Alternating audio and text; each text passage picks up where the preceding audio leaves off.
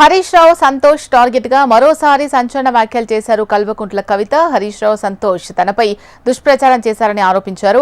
తెలంగాణ భవన్ వేదికగా తనపై కుట్ర జరుగుతుంటే అన్నగా కేటీఆర్ ఏం చేశారు అని నిలదీశారు. హరీష్ రేవంత్ ఒకే ఫ్లైట్ లో ప్రయాణించిన తర్వాత నుంచే తనపై కుట్ర జరుగుతోందని హాట్ కామెంట్స్ చేశారు. మా కుటుంబాన్ని విచ్ఛిన్నం చేయాలని కుట్ర జరుగుతోంది అన్నారు. రేవంత్ హరీష్ కుమ్మక్కై కుట్రలు చేస్తున్నారని ఆరోపించారు. కేసీఆర్ పై సీబీఐ విచారణ వచ్చిందంటే అది హరీష్ రావు వల్లే అంటూ ఫైర్ అయ్యారు. హరీష్ సంతోష్ ఇంట్లో బంగారంతో బంగారు తెలంగాణ సాధ్యమా అంటూ ప్రశ్నించారు. హరీష్ రావు ట్రబుల్ షూటర్ కాదని, ట్రబుల్ మేకర్ అని, రేపు ఇదే ప్రమాదం నాన్న రామన్నకు కూడా పొంచి ఉందని అన్నారు కవిత. పార్టీ సభ్యత్వానికి ఎమ్మెల్సీ పదవికి కవిత రాజీనామా చేశారు. స్పీకర్ ఫార్మాట్ లో ఎమ్మెల్సీ పదవికి రాజీనామా చేశారు కవిత.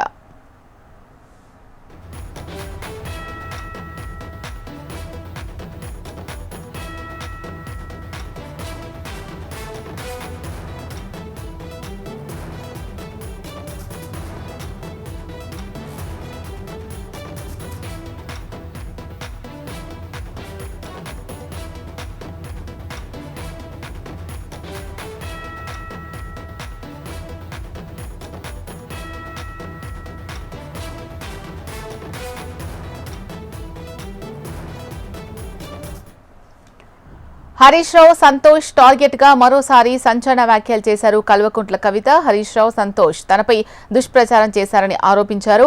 తెలంగాణ భవన్ వేదికగా తనపై కుట్ర జరుగుతుంటే అన్నగా కేటీఆర్ ఏం చేశారని నిలదీశారు. రైట్గా ఇదే అంశానికి సంబంధించి మరింత సమాచారం అందించడానికి మా Hyderabad bureau chief Ramana live లో సిద్ధంగా ఉన్నారు. Ramana, over to you. శీల, తెలంగాణ రాజకీయాల్లో కవిత కామెంట్స్ అయితే ప్రస్తుతం తీవ్ర చర్చకు దారితీస్తున్నాయి. ఇంకా చెప్పాలంటే బీఆర్ఎస్ పార్టీలో కూడా తీవ్ర అలజడికి కారణమయ్యాయి. మనం చూసాం. అంటే ఆల్రెడీ క్రమశిక్షణ చర్యలు కూడా తీసుకున్నారు, సస్పెండ్ చేశారు. ఈ క్రమంలో ప్రస్తుతమే తనకు పూర్తిగా స్వేచ్ఛ లభించింది అని చెప్పి కవిత మాట్లాడమే కాకుండా ఈ పరిస్థితి వచ్చే రోజుల్లో ఇటు తన తండ్రి కేసీఆర్, తన సోదరుడు కేటీఆర్ కూడా రాబోతుందనేటువంటి ఒక తీవ్రమైన వ్యాఖ్యలు ఆమె చేశారు. హరీష్ను టార్గెట్గా చేసుకుని ఆమె చేసిన కామెంట్స్ కూడా మనం క్లియర్గా చూసాం. ముందు నుంచి కూడా ఆయన అటు వైఎస్ రాజశేఖర రెడ్డి ఉన్నప్పుడు వైఎస్ రాజశేఖర రెడ్డిని కలిశారు. ఇప్పుడు రేవంత్తో కుమ్మక్కయ్యారు. రేవంత్తో ఆయన ఫ్లైట్లో మరి ప్రయాణం చేసి చాలా కుట్రలు చేస్తూ ఉన్నారు. మొత్తం బీఆర్ఎస్ను కంప్లీట్ టార్గెట్గా చేసుకుని బీఆర్ఎస్ను పూర్తిగా విచ్ఛిన్నం చేయడమే లక్ష్యంగా హరీష్ పావులు కదుపుతున్నారనేటువంటి కామెంట్స్ కూడా కవిత చేశారు. మనం క్లియర్గా చూడవచ్చు. అయితే కొన్ని రోజులుగా జరుగుతున్న పరిణామాలు మనం చూస్తూ ఉన్నాం. కవిత టార్గెట్గా అంటే మనం ముందు చాలా అందరూ కేటీఆర్ టార్గెట్గా చేసుకుని మాట్లాడుతున్నట్టుగా భావించారు. కానీ ఇవాళ మాటలు దాదాపుగా చాలా మార్పు వచ్చింది. ఈ మాటల్లో కేటీఆర్ కూడా వీళ్ళ మాయలో పడిపోయారు అనేటువంటి కామెంట్స్ ఆమె చేశారు. మొత్తం చేస్తున్నంత కూడా హరీష్ సంతోష్లే అంటూ కూడా ఆమె నేరుగా ఆ యొక్క కామెంట్ చేశారు. కానీ ఇటు బీఆర్ఎస్ వర్షన్ చూసినప్పుడు బీఆర్ఎస్ మాత్రం తన సోషల్ మీడియా అకౌంట్స్లో వెంటనే అటు కవితను తొలగించడం, హరీష్ను 6 అడుగుల బుల్లెట్గా పోలుస్తూ ట్విట్టర్లో పార్టీకి సంబంధించిన ట్విట్టర్లో కానీ సోషల్ మీడియాలో కామెంట్స్, సాంగ్స్ క్రియేట్ చేసి పెట్టడం ఇవన్నీ మనం చూస్తవచ్చు. అంటే మొత్తం హరీష్కు సంపూర్ణ మద్దతు మాత్రం బీఆర్ఎస్ ప్రకటించింది. ఈ క్రమంలో కవితకు బీఆర్ఎస్ పార్టీకి మధ్య మాత్రం చాలా పెద్ద గ్యాప్ వచ్చినట్టుకైతే మనకు క్లియర్గా మనకు అర్థమవుతుంది. మరి కవిత మాత్రం ఎక్కడ కేసీఆర్ను మాత్రం ఒక్క మాట కూడా అనకుండా తన తండ్రి చిటికన వేలుతో ఆయన సామాజిక తెలంగాణ కోసం ఏ విధంగా పోరాడారు, ఆయనకు అసలు డబ్బు అంటే మక్కువ లేదు, కేవలం తన తండ్రికి అంటే తన తండ్రి ప్రతిష్టను దిగదార్చేందుకు కుట్ర జరుగుతుందంటూ కూడా కవిత కామెంట్లు చేస్తున్నారు. అంటే ఓవైపు తీవ్రంగా ఇటు హరీష్ను ఆ తర్వాత సంతోష్ను టార్గెట్ చేసి మాట్లాడారు. ఈరోజు కేటీఆర్ను పెద్దగా టార్గెట్ చేయలేదు. కానీ కేటీఆర్ ఎన్ని చేసినా కేటీఆర్ మాత్రం మాట్లాడితే నోరు మెదపడం లేదు, వారి మాయలో పడ్డాడనేటువంటి పరోక్ష విమర్శలు మాత్రం చేశారు. అయితే కేసీఆర్కు సంబంధించి మాత్రం ఆయన దేవుడిగానే పోలుస్తున్నట్టుగా, అంటే చాలా గొప్పగా కేసీఆర్ గురించి మాట్లాడడం, అంటే కేసీఆర్ బ్రాండ్ను మాత్రం ఉపయోగించుకునే విధంగానే కవిత వ్యాఖ్యలు మనకు కనిపించాయి. తండ్రిని మాత్రం అంటే ఒక తెలంగాణకు సంబంధించిన సెంటిమెంట్కు మెయిన్గా ఉన్నట్టు కేసీఆర్ను ఎక్కడ ఏం చిన్న మాట కూడా అనకుండా కేవలం హరీష్ సంతోష్ను టార్గెట్ చేసుకుని కేటీఆర్పై పరోక్ష విమర్శలు చేస్తూ చాలా వ్యూహాత్మకంగానే ఈ కవిత సంబంధించిన కామెంట్స్ అయితే మనకు కనిపించాయి. వచ్చే రోజుల్లో మరి ఎలాంటి భవిష్యత్ కార్యాచరణ ప్రకటిస్తారనే విషయంలో కొంత స్పష్టత రావాల్సి ఉంది. సమాలోచనలు అయితే కవిత చేస్తోంది. అంటే బిఫోర్ మనకు ఇప్పుడు వచ్చే లోకల్ ఎలక్షన్స్ ఉన్నాయి కాబట్టి మరి ఇదే తెలంగాణ జాగృతి పేరు మీద ఏమైనా తమ అభ్యర్థులను అంటే పరోక్షంగా పోటీ చేస్తారా, ఏం చేయబోతున్నారు, ఇలాంటి చర్చ అయితే జరుగుతుంది. ఏదేమైనా హరీష్పై మాత్రం తీవ్ర స్థాయిలో విమర్శలు ఆమె చేయడం అయితే ఆ చర్చనీయాంశంగా మారింది. ఓవైపు హరీష్పై ఈ స్థాయిలో కవిత కామెంట్ చేస్తున్నా అటు పార్టీ మాత్రం హరీష్ను అక్కను చేర్చుకునే ఉంది. హరీష్ సంబంధించి మాత్రం చాలా కీలకమైన వ్యక్తిగానే, పార్టీలో చాలా ముఖ్య నాయకుడిగానే చూశారు. కవితకు సంబంధించి మనం చూసాం నిన్న మొన్న జరిగినటువంటి పార్టీకి సంబంధించిన కార్యకర్తలు కూడా ఆమె ఫ్లెక్సీలను తొలగించడం కావచ్చు, వాటికి నిప్పు పెట్టడం కావచ్చు, ఇలాంటివన్నీ కూడా మనం చూస్తూ వచ్చాం. అంటే బీఆర్ఎస్ పార్టీ చాలా తీవ్రంగా కవిత వ్యవహారంలో చాలా సీరియస్గా ఉంది. ఇలాంటి పరిస్థితుల్లో మరి కవితకు సంబంధించి మాత్రం కవిత వ్యవహారం అయితే మాత్రం బీఆర్ఎస్ పార్టీకి ఒక తీవ్రమైనటువంటి ఈ పరిస్థితుల్లో, అంటే ఎందుకంటే ఆల్రెడీ ఈ మధ్యకాలంలో మనం బీఆర్ఎస్ కొన్ని పోరాటాలు చేస్తున్న పరిస్థితులు చూసాం.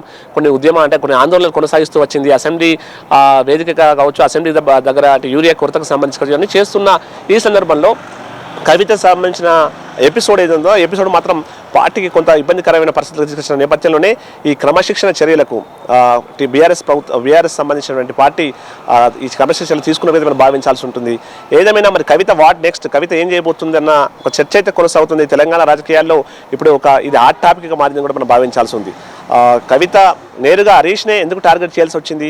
నిజంగా తన పార్టీకి సంబంధించి పార్టీలో జరుగుతున్న వ్యవహారాల్లో హరీషే మొత్తం కీలకంగా వ్యవహరించారా? సంతోష్ తన తండ్రి దగ్గర తనకు సంబంధించి తన ఇమేజ్ని తగ్గించిన తండ్రి దగ్గర పూర్తిగా తన గురించి బ్యాడ్గా చెప్పారనేటువంటి ఒక ఆలోచనలో అయితే మనకు కవిత ఉన్నట్టుగా తెలుస్తుంది. ఆమె కామెంట్స్ అన్ని మనం క్లియర్గా చూస్తూ ఉన్నాం.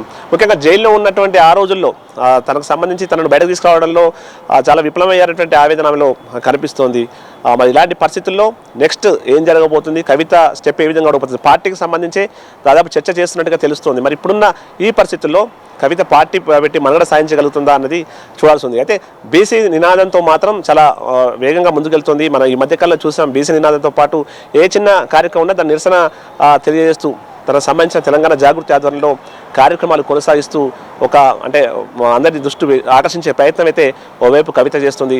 ఎక్కడ కార్యక్రమం, సాంస్కృతిక కార్యక్రమం, అటు బోనాలు కావచ్చు, మిగతా ఎలాంటి ఉత్సవాలు జరిగినా ఆ ఉత్సవాల్లో కవిత పార్టిసిపేట్ చేస్తుండడం అంటే ఈ కొన్ని రోజులుగా మనం చూడొచ్చు.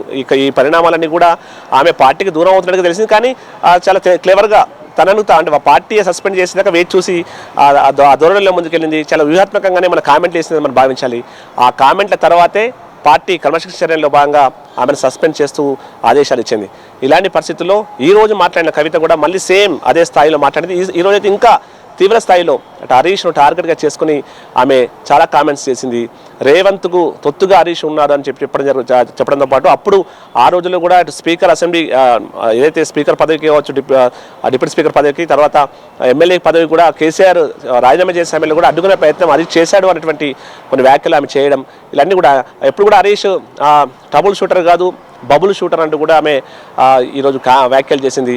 ఇట్లా హరీష్ను టార్గెట్గా చేసుకుని మొత్తంగా బీఆర్ఎస్ను అంటే మొత్తం పూర్తిగా విచ్ఛిన్నం చేసే కుట్ర ఒకటి జరుగుతోంది.